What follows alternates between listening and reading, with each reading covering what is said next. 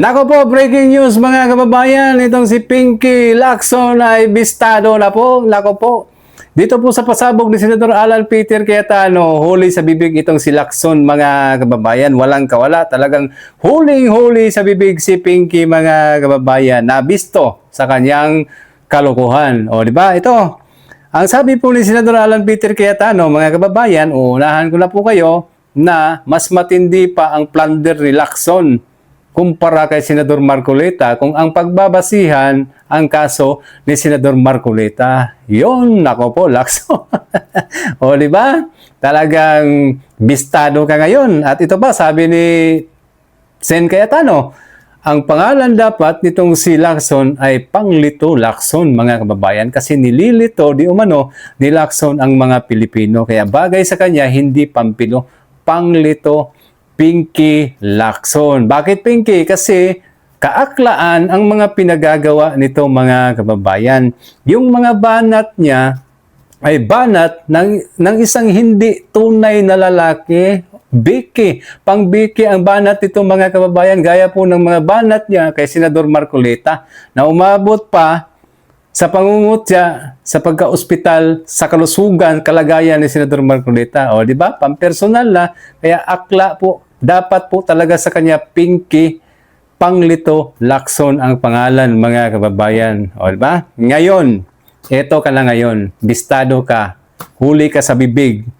Butata ka kay Senador Alan Peter Cayetano. Akala mo kasi Lacson, kapag naipakulong mo si Senador Marcoleta, tatahimik na ang iyong buhay. Di ba? Wala nang magpapahiya sa iyo sa Senado. O, yun ang iniisip mo. Ang problema, nandito pa si Senador Alan Peter Cayetano na hindi rin natatakot sa inyo. Hindi natitinag at matapang na nakikipagbakbakan sa inyo. O, di ba? Yan ang malaking problema ninyo ngayon. Kaya ang plano, hahabulin itong mga senador na tinik sa inyong lalamunan, ipakulong itong si Senador Cayetano para tatahimik at wala lang magpapahiya sa iyo. Ganon ang plano, Lacson. Kaya bistado ka ngayon. Huling-huli ka sa bibig. O, di ba? At kahit pa maipakulong ninyo si Senador Alan Peter Cayetano, meron at meron pa ring papalit na matapang na makikipaglaban sa inyo. O, maglalantad sa inyong mga sobrang baho na pagkatao. O, di ba? Ito po, pakinggan po ninyo mga kababayan ang mas umiinit pa pong bakbakan ni Lacson at nitong si Senador Alan Peter Cayetano mga kababayan. Tagilid si Lacson dito at talagang maiihi kapag narinig po niya ito mga kababayan. Ito po, pakinggan po natin. Issue lang po yung Senator Marcoleta. Hindi nga po ako active sa hearing na yan. Nakatutok ako bilang minority leader sa ibang mga bagay. Si Senator Marcoleta, whether when we were in the majority at si Senator Chis Escudero ang Senate President, and when we were in the minority, si Senator Dante Marcoleta po nakatutok dyan. Mga debate, bend the law, restitution, meron bang mastermind o hindi, debate lang yan pinersonal mo. Pinersonal mo rin si Senator Marcoleta. Kasama kayo pare-pareho sa case build-up, kinutya mo pa, tapos pati nung kinulong, kati kung naka-wheelchair, hindi mo naman alam yung kalagayan ng tao. So, yung question ko, bakit abruptly tumigil yung hearing and then bakit magkabila na yung sinasabi magkaiba na ang sinasabi ng ombudsman na may mastermind at yung sinasabi mo na hindi. And then bakit may mga tinitignan, may tinititigan, at merong hindi tinitignan at all. So, pasok ngayon. Kine-question ko daw integrity niya. 2 weeks na yung impeachment. I'm just doing my job doon. Biglang titirada yung NBI tungkol sa Southeast Asian Games that we're very proud of. The whole nation is proud of. Ilan beses na naimbestigahan, wala kaming tinatago dyan. We're proud of it. Sasawsaw ka, Tapos, when I talk about the flood control, na dapat nag-inhibit na yung bata mo, si Senator Erwin Tulfo, pero siya pa rin ang nagsasalita. Una, sabi niya, hanggang dyan na lang ba tayo, paikot-ikot na. Pagkatapos, sabi niya, wala daw member ang minority. Hindi naman siya minority at minority leader ako eh. Kung tinanong niya, dinag-hearing na, wala daw kwarto. O hindi daw pwede yung session hall kasi may impeachment. Monday to Wednesday lang yung impeachment eh. Or hinihintay nyo muna makulong lahat ng witness para wala rin mag-witness. Or kinakausap pa ba yung ibang mga witness? Kasi nga, yun yung tulig sa ako na bakit parang may pasahan ng bola si Senator Lacson at yung sa administrasyon kung kanino itututok yung investigasyon. So, integrity is very important. So, why not give integrity sa investigation natin sa flood control and sa lahat ng malalaking corruption issues para nga manumbalik yung pride ng ating bansa na good governance, rule of law. Eh ngayon kasi tayo bad governance, bend the law. Tapos takpan na lang sa maraming ayuda para wala na lang magtanong. Tapos pagka may nagtanong, ikulong na lang yan. Ganun na yung sistema eh. Yun po yung inaangal namin, yung sistema at nangyayari. So ba't ko sinabing sa bibig na huhuli? Ano po sinabi ni Senator Lacson? Sabi niya may ghost project daw sa Taguig. Ang ombudsman po may interview sa isang dating vlogger na po ngayon, dating journalist, pero actually PR yon. Sinabi na nila last year pa, tinitingnan ng Taguig, wala po silang nakita. May alam din po akong, excuse me, law enforcement agency, tumingin na, walang nakita. Of course, we do our due diligence, di ba? Ako mismo, pati opisina, nung pumutok yung mga skandalo, kasi periodic naman yan, tinitignan lahat ng project. Pero, and every year, kasi nga tinitignan ko anong hindi pa tapos para mapondohan. Pero pinatignan namin lahat kung anong may problema, anong hindi ano yung na-late. Wala pong ghost. Excuse me. Wala pong ghost project sa Taguig. At kung may mapapakita po kayo, mananagot. Pero nung sinundan po namin yung JA at sinundan po namin ang mga pondo ng gobyerno, nandun po yung mga project, no? Yung mga kababayan, para lang malinaw yung ghost nabayaran na walang nagawa. Yun po yung ghost para malinaw Kasi po may iba-ibang kategory ng anomalya. Pero doon lang tayo sa ghost. Kaya suggestion ko, on the record yan sa DPWH kay Secretary Vince Dizon. Utusan lahat ng district engineer at kung pwede pati LGU, kunan ng picture. Last year pa to. Para pag wala talaga, ghost yun. 1 year na Sabi nga ni Manong Chavit Singson, di ba, nasa Ilocos daw meron. Pero ang tinitignan, ang sinabi kay Senator Lacson sa Ilocos, ang tinitignan ni Senator Lacson, Taguig. So makikita nyo po sa bibig na huhuli. At saka, hindi po, hindi po biglang nag-fall in his lap. 20 years na po kasi kami niyan na nagla-lunch together, halos may grupo kami. Nandun din sila former Secretary Llamas, mga dati naming kakampi sa politika. And nagkakakwentuhan kami ni Senping niyan at saka pag sinasabi niya para anomalya, nagkikwento din ako na heartbreaking pag may tinatanggal ka, pag may tinatalikuran ka, lalo kung napakalapit sa iyo. Pero kung masama ang ginawa o masama ang hangarin, kailangan ilayo, pati sa politika. And syempre sa amin, hindi lang yung legal, pati yung moral. So kilala niya yung mga yan. So yun ang kinakausap niya ngayon. So yung mga kinokondemn niya dati, yun ang kinakausap niya. Pero kinausap na niya kaya nga may sinasabi siyang alam na 'Di ba? Kaya sinasabi niya direct, indirect. Ang tanong, legal din ba yung iba niyang ginagawa? Kasi nga, katulad sa AMLA, dapat yan confidential. Hindi dapat nire-reveal yan sa mga tao. Kahit senador ka, kahit chairman ka ng Blue Ribbon Committee. So, kung interesado ka talaga sa flood control, Senator Panfilo ang pangalan mo pero nililito mo lang mga tao So, Senator Panglito Lacson, di ba nasa TV madalas si Mayor Joy nung pumutok to na hindi man lang nagko-coordinate sa engineering ng Quezon City. 'Di ba si Secretary Vince Dizon mismo, sinamahan mismo si Mayor Isko, may flood control problem dun sa Manila. O ba't hindi mo patawag isa-isa yon? Nakatingin ka sa Taguig, bakit? So, dun sa pangatlo natin topic, impeachment. Boto kasi sa impeachment laban kay Vice President Sara ang talagang pinagkakaabalan mo. Halatang halata. Kaya mga kababayan, mapapagalitan to si Senator Lacson kasi ang strategy, ipunin muna lahat ng tingin nilang hawak nilang dumi, ika nga, para before the botohan gamitin. Kaya lang, hindi makapagpigil dahil inis na to si Senator Lacson dahil sanay siya boss Sanay siya nagmamando, sila ni Senator Tito Soto. Ang problema nga, natanggal, tapos hindi rin binalik sa kanya committee, tapos ngayon, syempre, ang nasusunod sa Senate, si Senator Win Gatchalian at si Senator Chis Escudero dahil impeachment So, nahihirapan siya. Tapos, proxy niya sana si Senator Erwin kaya pinagsasalita niya. Ang problema, syempre, natamaan din yung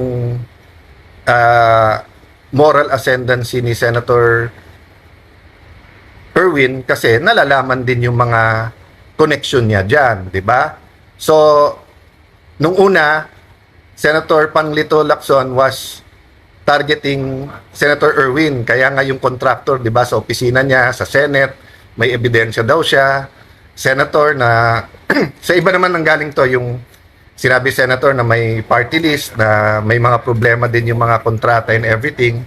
Pero nung naging bata na niya at nauutusan na niya, kampi-kampi na, di ba?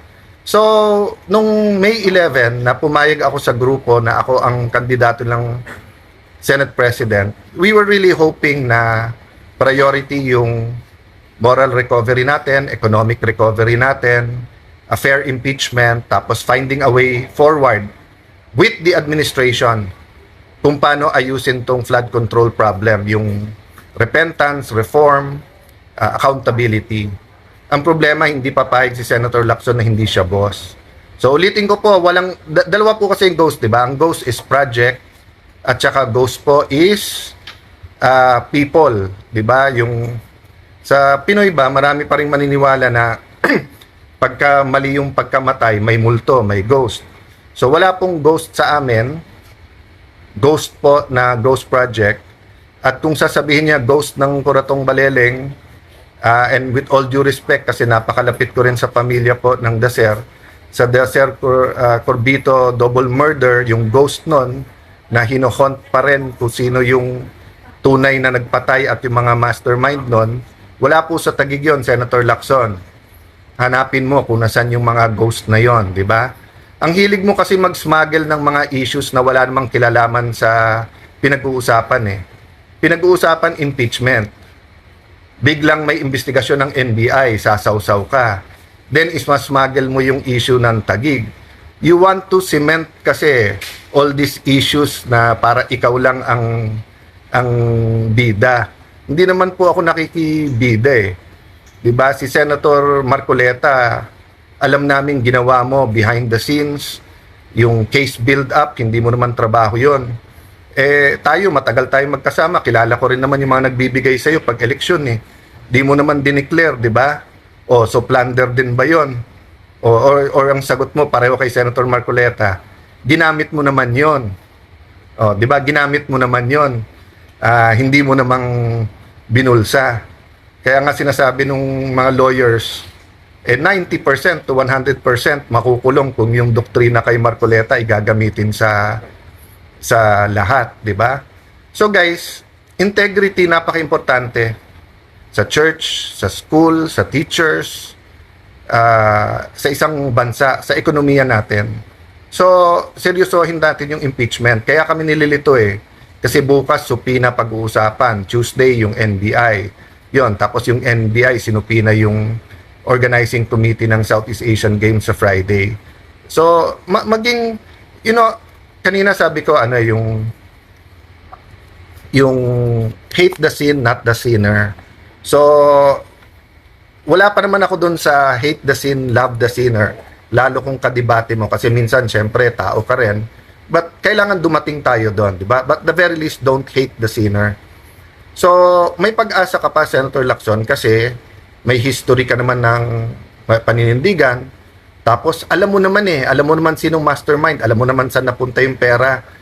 Ilan na lumapit sa'yo na may ebidensya, kaya lang tinalikuran mo na, kaya hindi ka kinakausap.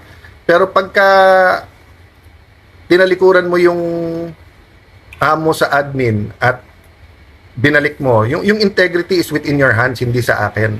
Pag ang tao may integrity, walang makakasira nun.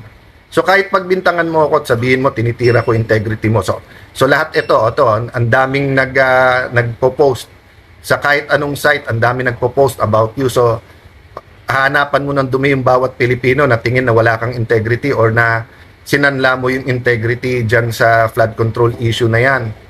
E di, tubusin mo. Sinanla mo lang naman di tubusin mo. So, sayang talaga kasi kung si Senator Ping Lacson, nung after yung mahiya naman kayo, after his speeches, sinundan lang talagang ebidensya, tapos walang pakialam sino nang tatamaan, hahabulin. Hindi pati siya nandun sa na pag natanggal si VP Sara, natanggal ang presidente, magiging presidente si VP Sara. Pag si VP Sara pwedeng tumakbo, baka talo silang lahat. So ang naisip ni Senator Lacson, hindi ako mananalo nito, di ba? Tumakbo ng presidente, tumakbo ng vice president. Alam naman natin, kahit anong deny niya, yan ang talagang ambisyon niya. But again, tignan nyo, sa haba ng ating pag-uusap today, ang issue talaga dito, yung impeachment, yung mga issues na how to make it fair, non-political. Secondly, paano masolve tong flood control, no? When I say flood control, I'm talking about all the corruption issues sa ating bansa. Pero ito kasi pinakamalaki.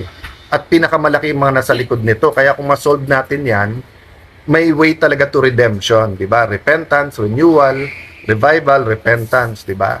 So may plano na kasi yan, kaya mapapagalitan yan si Senator Lacson Takot lang yung iba pero mapapagalitan din yan. May plano na kasi, announce ayuda, announce yung ibang kakasuhan, ilang congressman. Medyo hirap pa sila kung yung former speaker ay kakasuhan o hindi. Tapos i-announce sa SONA yan, tapos balik sa impeachment. Sinisira ni Senator Lacson kasi ako ang sinisiraan ng sinisiraan. I'm just doing my job sa impeachment court, just like any one of you, di ba? Yun. But hindi ka maglatag ng plano, Senator Lacson. Why don't you tell the Filipino people, if we want to get to the bottom of the flood control, eto plano. Eto listahan ng mga witnesses na hindi pa tinawag. Eto yung mga LGU. Quezon City, Mandaluyong, Makati, Parañaque, basta lahat sa Metro Manila, tapos lahat ng highly urbanized city. Eto mga probinsya. Hindi ko sinasabing may problema yung mga city na yan. Ang sinasabi ko, ipakita ni Senator Lacson na hindi yung inis lang siya sa isang tao. Kasi paano naman tayo nangyari kay ate may naiinis na celebrity? I respect that. Hindi nyo type yung pananalita niya, hindi mo type yung kanyang way of expressing herself, pero yung sasabihin, dapat ikulong na to. Paano naman tayo dumating doon? Hindi mo lang type yung isang tao, gusto mo nang ikulong. Because nga, kung anong itatanim natin, yan ang aanihin natin. At yan ang style na tinutulak nila Senator Lacson. So, dun sa mga kaibigan nating natitira sa admin, napahamak na kayo ng May 11 hanggang June. Kailan ba yung special session? Dahil nga, may way forward na na magko-cooperate independent Senate. Pero nakinig kayo kay Senator Lacson, kay Senator Tito Sen, di ba, kay Erwin Tulfo na guluhin kami, palitan, sila dapat may control, dapat kontrolado nila yung impeachment. So, we're doing our best there. And I respect the presiding officer, I respect my colleagues there. So, ba't hindi pwedeng trabaho na lang? So, thank you, Tanes, Ira, Kahes, laban. Wala na po tayong choice, kaya laban po tayo. Why do I say walang choice? Walang mangyayari po sa ating bansa kung oo, kung yes man na lang po tayo lahat, di ba? So, laban po tayo. So, prayers po. Napaka-importante prayers that we discern right versus wrong and have the strength to do what's right. So, God bless you. Happy Sunday po. I hope I don't have to vlog that often and answer the issues because clear naman yung way forward. Clear naman what we can do so that the country can recover at hindi na mahirapan ang ating mga